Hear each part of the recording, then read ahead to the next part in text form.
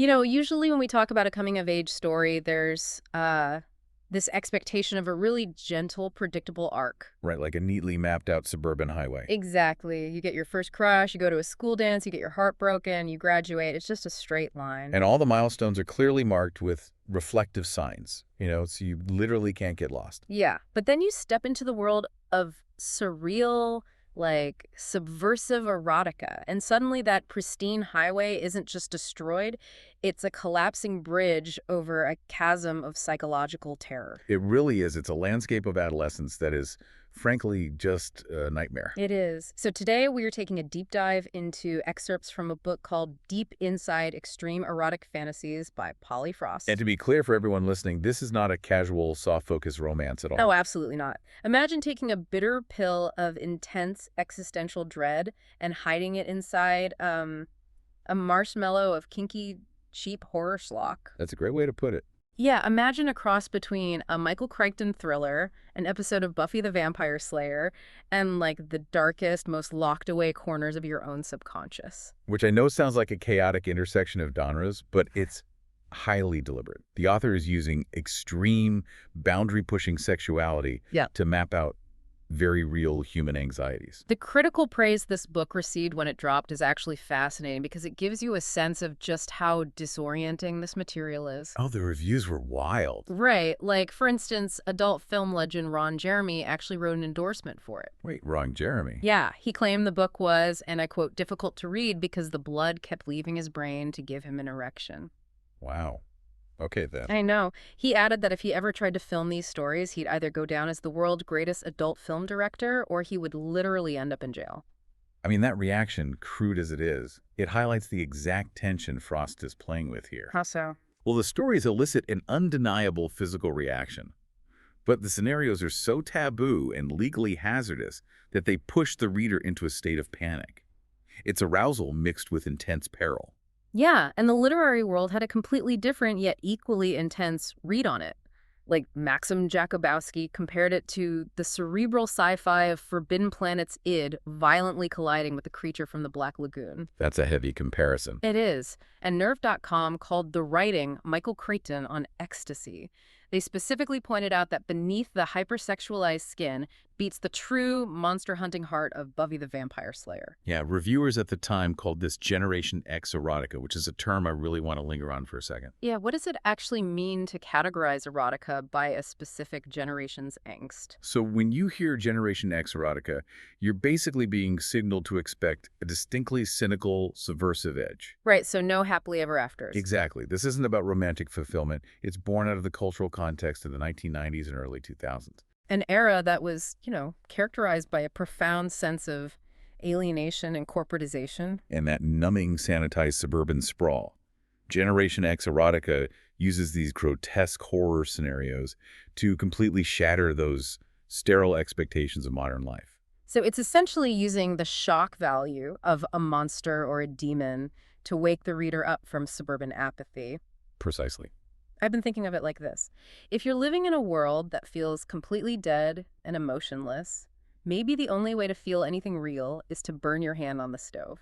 Or in this case, invite a demon into your bedroom. Right. So are these stories actually about sex, or is the physical act of sex just a desperate physical metaphor for trying to pierce through the emotional numbness? I would argue it's entirely the latter. The physical acts depicted are extreme, precisely because the emotional numbness they're trying to break through is so incredibly thick. Yeah, the characters aren't looking for pleasure. They are looking for proof that they exist. They're looking for consequence. Let's see how that numbness manifests in the first story we're looking at, which is called The Threshold. We are dropped immediately into the suffocating pressure of an ordinary high school. Yeah, our protagonist is Cammie. She's a virgin at St. Teresa's Catholic High School, and she is constantly flanked by her two aggressively, performatively sexually active friends, Janine and Tia. The environment is just dripping with that specific mix of floor wax, fluorescent lighting, and Catholic guilt. And within that environment, Janine and Tia act as the enforcers of a very specific microculture. They represent a societal mandate that is frankly just as rigid as the nuns teaching their classes. Their mandate is actually hilarious in its specificity, but also, kind of terrifying. The three friends have this blood brother style pact to always wear G-strings under their plaid Catholic uniform skirts. Right. Janine preaches that wearing standard, comfortable underwear means you're fast-tracking yourself toward a sad, dull sexual life. The G-string in this context is a fascinating paradox, though. How do you... Well, on the surface, it looks like an act of rebellion against the modesty demanded by the Catholic school. Yeah. But in reality, it is just a different uniform. Oh, that's a great point. Yeah. Cami is trading the conformity of the church for the conformity of her hypersexualized peers. She's trapped between two competing authorities dictating what she should do with her body. And the stakes for Cami feel like literal life and death, entirely because of her parents. Cami looks at her parents' marriage and just sees a graveyard. It's so bleak. She describes her mother as a woman who used to be pretty but is now perpetually hiding in these shapeless beige pants and wrinkly skirts. And her dad is this defeated guy who constantly talks about losing his permanent belly, but never actually goes to the gym. Right. Cami says it seems like her parents are dead, but no one has thought to bury them. The beige pants basically become this looming existential threat. It is a devastating articulation of the fear of adulthood. For adolescents, the future often looks like a slow erosion of potential. Yeah, she views adulthood not as gaining freedom, but as losing your vitality. Exactly. Losing your virginity in her mind is a frantic attempt to inject some kind of life force into her timeline. She thinks if she accelerates her entry into a sexual life, she'll somehow inoculate herself against becoming a beige pants zombie. But the inoculation her friends are prescribing sounds worse than the disease. I mean, Cami is looking for magic, and Janine and Tia give her the equivalent of a dental hygiene pamphlet. They tell her to just get it over with. Yeah, they advise her to pick a guy she doesn't actually care about. They suggest a harmless jock named Mike. And they tell her to insist on the most boring, missionary position possible, solely to avoid bleeding everywhere and becoming a locker room joke. Right, they drill into her that wanting her first time to be special or transcendent is a demeaning, practically Victorian concept. Which is a brilliant critique of the hookup culture of that era. The pressure to appear casually experienced had completely eradicated the space for vulnerability. Treating intimacy as something sacred is just an embarrassing artifact to them. Exactly. They're demanding that Cami strip all emotional weight from the act, turning it into a purely logistical administrative task to cross off a list. And that administrative approach completely breaks Cami's brain, because outwardly she nods along, but inwardly her subconscious is violently rejecting this sanitized version of sex. We get this incredible scene during a history class. Yeah, they're watching this boring video about the Christian conversion of pagan cultures, and Cami's mind just checks out. But instead of picturing a lukewarm date with Mike in his SUV, she is hit with a spontaneous, overwhelming hallucination. A really intense one. Very. She sees herself dressed in a heavy, antique white lace gown. She is lying on a freezing black and gold marble slab. She is chained by her wrists and ankles. And out of the shadows comes this giant, muscular, hooded man holding a leather strap. The sheer aggression of that fantasy is telling. Her conscious mind is trying to accept her friend's mandate for boring, safe sex. Her subconscious, however, generates a scenario of ultimate surrender, taboo danger, and mythic scale. I found myself wondering why her mind goes straight to bondage and domination.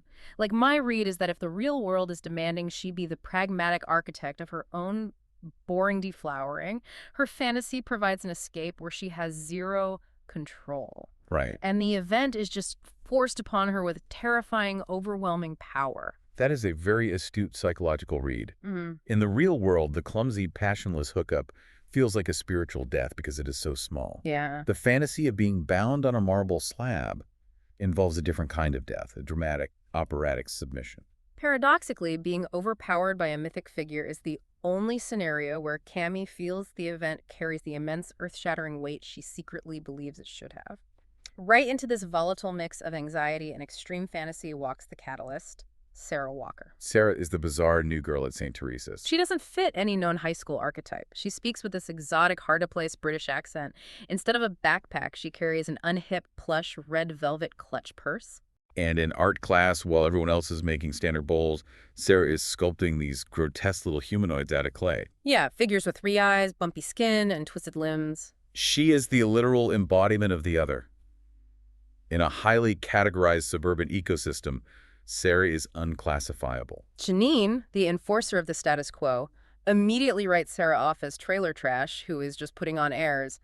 But Cami is mesmerized. She thinks Sarah looks like she just dropped in from the most sophisticated, dangerous party in a European city. The collision between Cammie's inner turmoil and Sarah's bizarre energy happens in the girls' bathroom.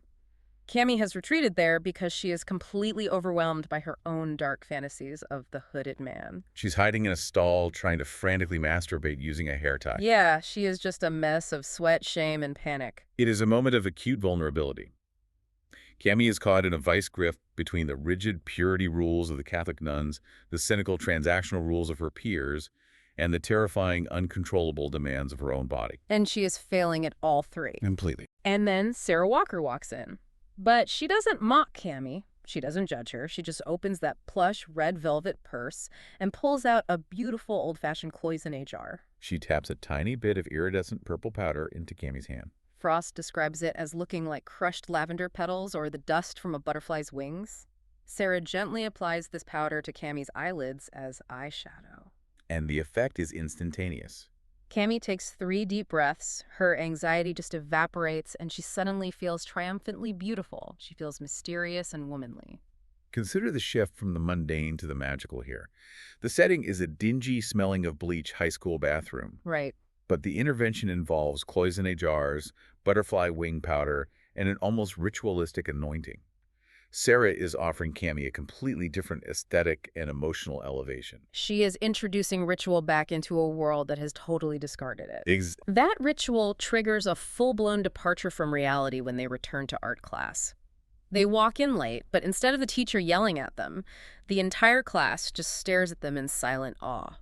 Cami sits at her desk, and her imagination completely overrides her surroundings. She hallucinates that she is standing in a sprawling Victorian English garden in the springtime. Everything is gleaming in heavy shades of deep blue red and lavender. Cami is wearing a large flower-strewn hat and a long white dress. A setting of extreme classical propriety, which is an interesting contrast to the grungy reality of her teenage life. But the propriety is a total facade. Cami suddenly realizes her white skirt is completely transparent, and she isn't wearing any underwear. Her first instinct is panic, like a hangover from her Catholic school reality. She tries to cover herself. But then she looks around the garden. She sees dozens of aristocratic women strolling along the paths. They are all wearing the same sheer skirts. They are all proudly, casually displaying their bodies, holding parasols, sipping tea, chatting about literature. And Sarah is there wearing a stunning sheer lavender dress, just laughing freely. It is a total brilliant inversion of her reality. Think about the physical space of the high school hallway. Yeah, Cami has to hide her G-string from the nuns to avoid punishment. But she simultaneously has to show it to Janine and Tia to prove she isn't a prude.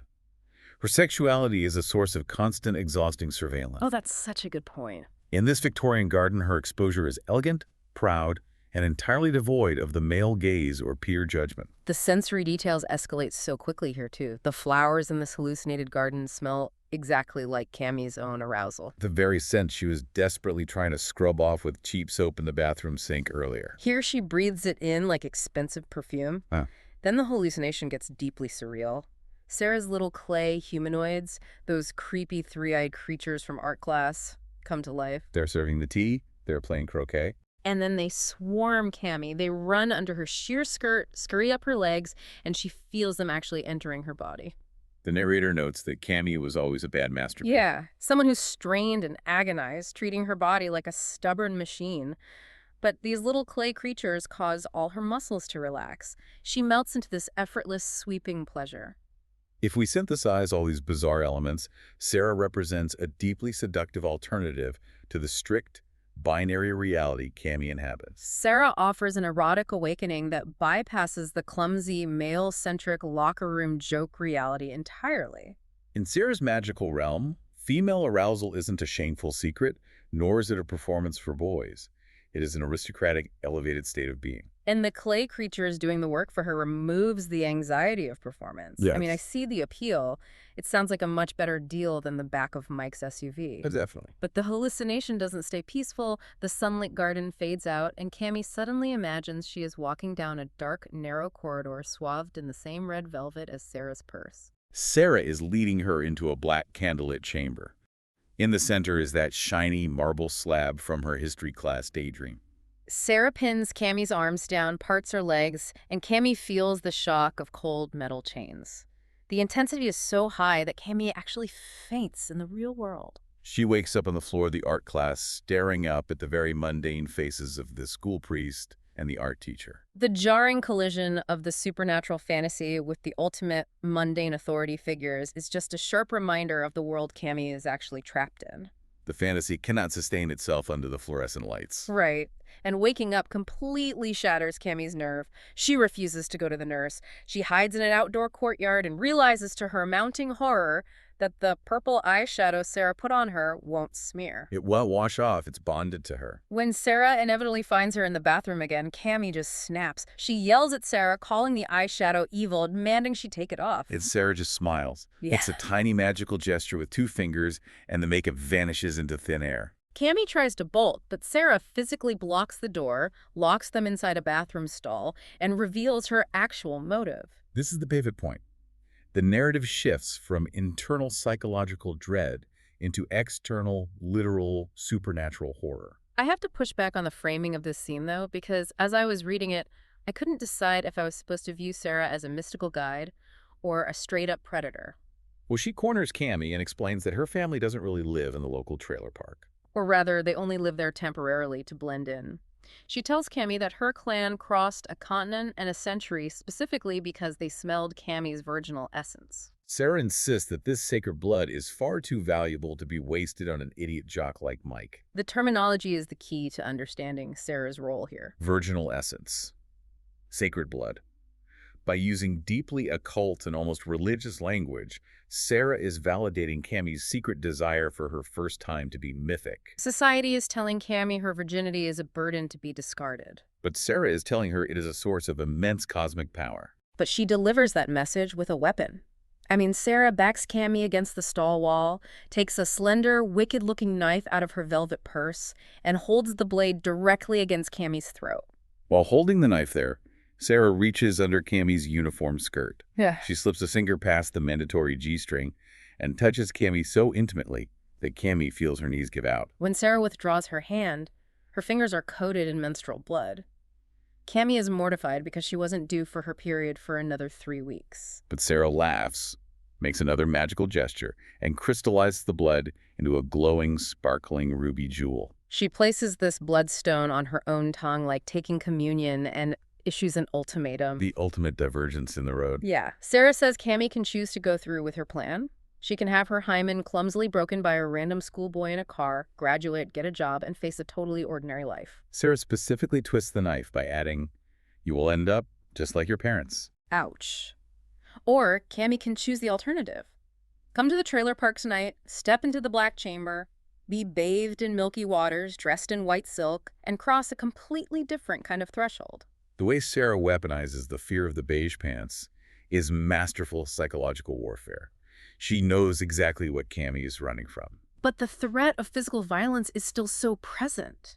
I mean, Cammy asks Sarah flat out, "How do I know you won't kill me?" And Sarah just smiles this predatory smile and says, "You don't. And that's exactly why you want to come to the Black Chamber and find out if I will." That line threw me. Like, is Sarah the villain of this story? She's literally holding a knife to a teenager's throat and threatening human sacrifice. Well, if we look at this strictly as a horror story, yes, she's the monster. But if we read this as an exploration of adolescence, I disagree that she's a villain. Okay, unpack that for me. From a psychological standpoint, Sarah is the literal embodiment of the high stakes of puberty.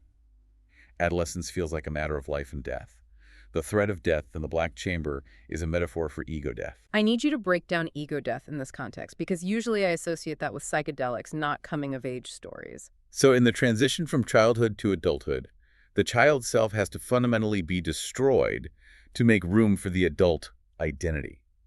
It is a violent psychological shift. So Cammy's intense physical arousal at the threat of the knife is her subconscious recognizing that true transformation requires the complete destruction of her current unformed self. Exactly. The mundane route, hooking up with Mike in a car, doesn't offer that death. It's too safe, which is why it feels so hollow to her. Sarah is offering the terrifying absolute ego death required to actually become someone new. Right. That makes sense philosophically, but the biological survival instinct is loud.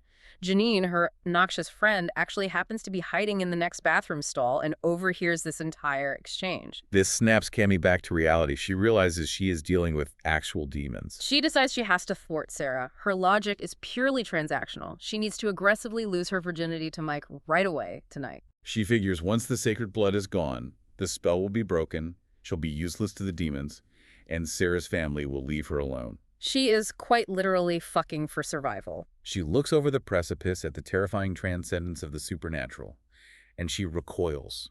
She actively chooses the safety of the mundane. So we cut to Saturday night. Cammy gets into Mike's SUV wearing a miniskirt, and she is entirely focused on the logistics. She's operating like a military commander. She orders him to drive to a dark road near the woods and park. She immediately puts the back seat down, strips down to her thong and bra, unzips his pants, and is ready to just execute the task. But then we get this surprisingly tender twist that completely subverts the teen movie tropes we've been set up to expect. Mike stops her. The carefully constructed facade of the teenage boy drops. Right. He is supposed to be this cocky, experienced school stud. That's why Cammy chose him. But he stops her frantic attack and confesses that his entire reputation is built on rumors. He is a virgin too. And contrary to the callous jock persona he projects in the hallways, he tells Cammy that he actually thinks having sex for the first time is a big deal. He doesn't want it to just be something they get out of the way to prove a point. It's a rare moment of profound, genuine connection in a story filled with artifice. You have two teenagers sitting in the dark, admitting to each other that the cynical, performative culture they are forced to live in is exhausting. And that they actually care about this emotional milestone. Cammy is stunned. She says it's like he spoke a secret password that unlocked her soul. Feeling safe, she admits the insane truth to him. She tells him she's currently being hunted by a literal demon who wants to sacrifice her in a velvet-lined black chamber. And Mike, who is suddenly the best character in the story, just takes it in stride. He says, "Fucking freaky shit," and then drops a bombshell of his own. He tells Cammy that Sarah has approached almost every virgin in the school, boys included, with the exact same offer. Cammy isn't uniquely chosen. She doesn't have special sacred blood. She's just a target in a demonic, multi-level marketing recruitment drive. Which is a brilliant, crushing blow to Cammy's ego.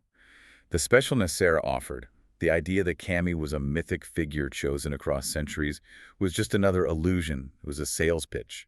Before they can even process the disappointment of not being cosmically special, the narrative shifts abruptly back into pure horror. Looking out the window of the SUV into the moonlight, Cammy sees them. Shadowy, incredibly tall figures in flowing black coats are walking down the dirt road toward the car. It's Sarah and her clan. Sarah is shrieking at the top of her lungs, "Did you really think you could do this without us?" Mike panics, realizing Cammy wasn't speaking metaphorically about being sacrificed. The monsters have arrived to punish the transgression. But I want to point out how Frost brilliantly flips the classic horror movie logic here. Oh, how so? If you think about the golden rules of a slasher movie, like Friday the 13th or Halloween, the teenagers who go into the woods to have sex are always the ones who get murdered. The sex is the moral failing that summons the killer. Oh, that is such a good observation. In those movies, virginity is the only armor that keeps the final girl alive. But here, retaining her virginity is exactly what makes Cammy the prey. Having sex in the woods is the only thing that will defeat the monster. Precisely. It's an exorcism through consummation. Their only shield against the supernatural threat is to rapidly, messily cross the threshold of adulthood right there in the back seat before the demons can breach the car. And what follows is this frantic, completely surreal, high-stakes sex scene. Cammy realizes they have minutes to render their souls biologically useless to the demons. She starts going down on Mike to get him hardworking, frantically against the clock. Sarah and the tall men surround the SUV. They start violently rocking the car, trying to tip it over. The physical reality of the car and the supernatural reality of the demons are literally colliding, compressing the space the teenagers are in. And Cammy's internal realities are colliding too. As they try to have sex, the physical sensation of the SUV blends with her earlier hallucination. The moonlight outside vanishes. It's pitch black. Mike actually yells out that he can feel his bare ass on a cold marble slab instead of the car upholstery. Cammy looks up and sees Sarah phasing through the glass, coming at them with the knife. the huge hooded man from her history class vision, punches his fist straight through the driver's side window, showering them in glass. It is the ultimate manifestation of performance anxiety. The pressure to perform sexually is externalized as a literal demonic attack. Right. I mean, how is Mike supposed to maintain an erection when a demon is aiming a knife at his throat? He is understandably struggling, so Cammy has to take control. To keep him hard, she reaches into the darkest part of her own mind. She remembers her taboo fantasy. She coaches Mike, telling him to verbally imagine he is putting on a heavy leather cock ring. She demands he say it out loud. Mike is a high school jock. He is horrified. He says if the guys on my team ever heard me say that, The car is tipping over, so he grits his teeth and rasps out, "I'm tying on the cock ring." the intersection of awkward suburban teenage slang and cosmic horror. It's incredible. And it works. Hearing him submit to her fantasy, he grows inside her. The giant man with the knife climbs fully into the car, pressing the blade against Mike's throat. And Cammy pumps as hard and fast as she can until Mike groans, climaxes, and hilariously yells, "Awesome." Awesome. A beautifully mundane exclamation to end a supernatural siege. The moment he climaxes, the aftermath is instantaneous and violent. The beautiful illusion of Sarah is deformed by her own rage. Enormous bumps form all over her face and the faces of her family members. A secondary head with 3 eyes rips through Sarah's skin as she weeps, transforming into one of those grotesque clay humanoids from art class. Cammy feels Mike's sperm mingling with her own blood inside her, and as that biological reality sets in, she looks outside. She sees the glowing blood jewel burst like a soap bubble inside Sarah's open mouth. Normal blood cascades down Sarah's neck, and then the entire demon family just dissolves into the moon-filled night like smoke. The spell is broken. The sacred blood is gone, completely neutralized by the messy biological reality of reproduction and adult sexuality. Magic has been defeated by biology. They survived. They drive back into town, and you'd expect this to be a triumphant, fist-pumping ending, but the tone immediately shifts to this profound, heavy melancholy. Cammy looks in her compact mirror, expecting to see a sophisticated, transformed, real woman staring back at her, a survivor. Instead, to her absolute horror, she realizes she now looks exactly like her mother. Which was the very fate she was risking her life to avoid. She defines this as a failure. It is the definition of a Pyrrhic victory. She won the war, but the cost was her soul. Mike is just thrilled to be alive and unharmed. He happily suggests going to see the new Spider-Man sequel at the multiplex next week. He wants to be a steady, normal, boring teenage thing. Cammy agrees to go with him, but internally she is crushed. She looks out the window and wonders what Sarah and her crew will be doing next Saturday night, traveling through centuries and continents, living on the absolute edge of existence. While she is going to be stuck sitting in a sticky multiplex theater. She secured her safety, but at the cost of accepting the mundane beige pants reality she feared all along. It is a devastating critique of suburban safety. She fought the demons off, but in doing so, she lost her chance at a magical, transcendent existence. She is now firmly on that predictable, mapped-out highway we talked about at the beginning. She will go to the multiplex, she will graduate, she will become her mother. And the story gives us one final gut-punch twist to twist that knife even deeper. As they're driving home, Cammy checks her voicemail. It's a message from her loudmouth, aggressively hypersexual friend, Janine. Janine confesses that her entire sexually experienced persona, the lectures about G-strings and missionary position, was a total lie. She was a virgin, too. Janine says Sarah caught her in the bathroom, kissed her, and Janine just completely surrendered and blabbed everything. And now Janine is calling from the trailer park. She says it looks like a beat-up trailer on the outside, but inside, it's endless corridors of velvet, candles, and marble. Janine is wearing a white gown, eagerly walking down a red velvet corridor toward the black chamber to be sacrificed and deflowered by the demons. And her final words on the voicemail are that it's the coolest, most incredible moment of her entire life. The friend who aggressively preached conformity to the mundane hookup culture is the one who actually surrenders to the supernatural extreme. It highlights the hypocrisy of peer pressure, but it also leaves Cammy with the agonizing thought that maybe Janine made the better choice. Cammy escapes her reality by fighting off the extreme and ends up trapped in the suburbs. But that raises an interesting question. Right. What does it look like when a teenager actively chases that extreme pain as a weapon? What happens when they walk willingly into the fire? That brings us to the second story, called The Orifice. If Cammy is a study in avoidance, the protagonist of this next story is a study in tactical weaponized immersion. We meet Maureen. She is an athletic, auburn-haired girl headed to a standard state university. She goes to St. Sebastian Catholic School, so we are back in the land of Catholic guilt. And Maureen has her sights set on a boy named Tom. Tom is the wealthy, perfect, Ivy League-bound stud of the town. His family lives in Ashford Hills Estates, which the story specifically notes is the only gated community in town with an actual security detail. There is a massive, impenetrable wall of class and expectation between Maureen and Tom. They exist in entirely different social stratospheres. Tom is heavily insulated by his wealth, his status, and his impending Ivy League future. Maureen understands that she cannot access him through the normal social channels of high school dances or study groups. He is untouchable. So she decides to shatter his insulation using the most audacious tactic imaginable. We get this incredible scene in the church where Maureen makes her opening move. She is observing Tom kneeling in the pews. He is staring up at a graphic, bloody statue of Christ on the cross. But Maureen notices how he's staring at it. It isn't with pious devotion, it's with a mix of intense longing and deep shame. Maureen walks right up behind him, leans into his ear, and whispers, "Ever wonder how it would feel to be pierced like that? I've imagined what it would feel like." And then she just smiles and walks away. Yeah. 2 days later, he calls to ask her out. It is a masterful, almost predatory psychological maneuver. It really is. I read that and had to set the pages down. She is literally using the Catholic fetishization of suffering as a pickup line. Exactly. How do you analyze Maureen's play here? She sees a crack in this rich boy's perfect country club armor through his religious guilt, and she uses the absolute taboo imagery of the stigmata to hook him. We have to look at what Maureen is actually weaponizing. She is using the concept of extreme physical pain, the piercing, the stigmata, as the great equalizer. Tom's wealth and status protect him from the harshness of the real world.